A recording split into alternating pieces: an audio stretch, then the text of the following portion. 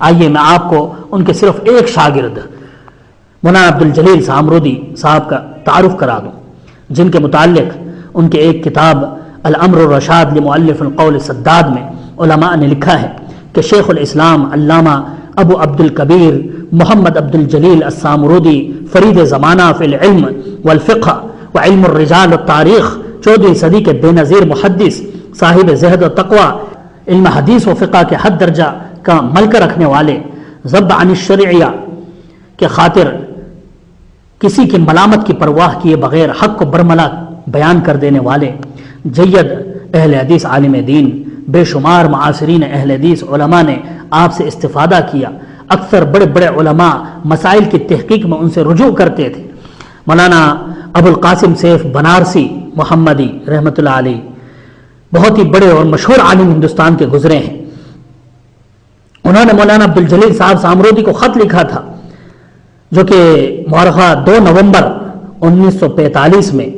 لکھتے ہیں کہ حضرت الفاضل النبیل سیدی و مولائی العلامہ عبدالجلیل الافہم، آپ کا وجود بھی جماعت میں غنیمت ہے۔ میں نے آپ جیسا وسیع النظر کسی کو فی زماننا و جماعتنا نہیں پایا۔ اللہ تعالیٰ آپ کے وسعت علمی کو زیادہ فرمائے۔ اور اسی طرح مولانا سیف بنارسی صاحب نے اپنے دوسرے خط میں، جو کہ 29 رمضان یوم الاثنین کو بھیجا،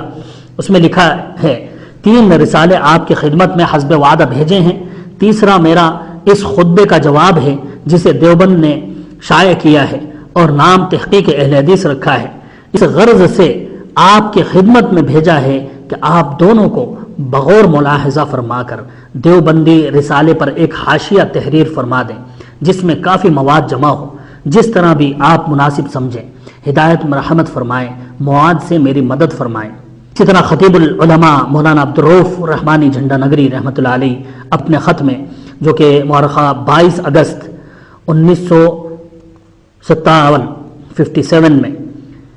انہوں نے بھیجا تھا، اس میں لکھتے ہیں کہ سیف بنارسی مرحوم کے بعد صرف آپ کے دم سے جماعت کا بھرم اور وقار قائم ہے۔ ایسے وسیع النظر عالم اور امام الوقت اب کہاں ہے؟ کیونکہ مولانا عبدالجلیل سامرودی صاحب رحمۃ اللہ علیہ جماعت غربا اہل حدیث کے امام بھی تھے، اس لیے انہوں نے واضح لکھا کہ ایسے وسیع النظر عالم اور امام وقت اب کہاں۔ خیر آگے علامہ عبدالرحیم فیروز آبادی آگرے کے، وہ اپنے خط میں لکھتے ہیں، 29 جولائی 1963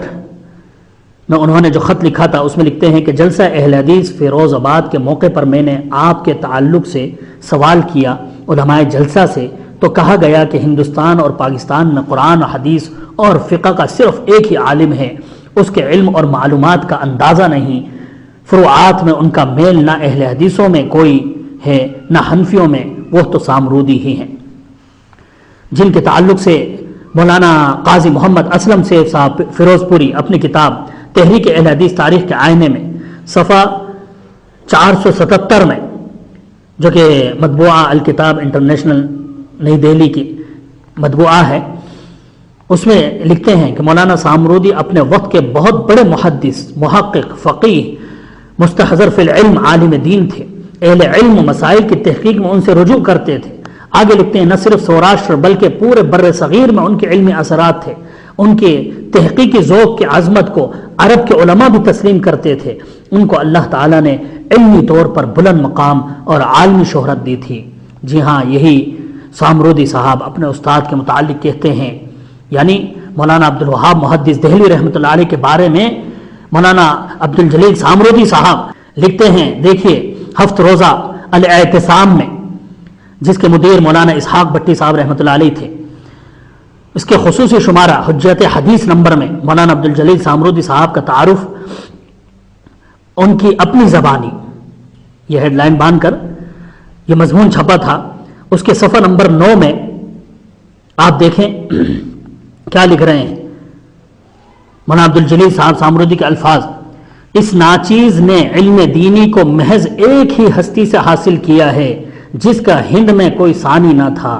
امام شوکانی رحمۃ اللہ علیہ کا ایک ہی واسطے سے شاگرد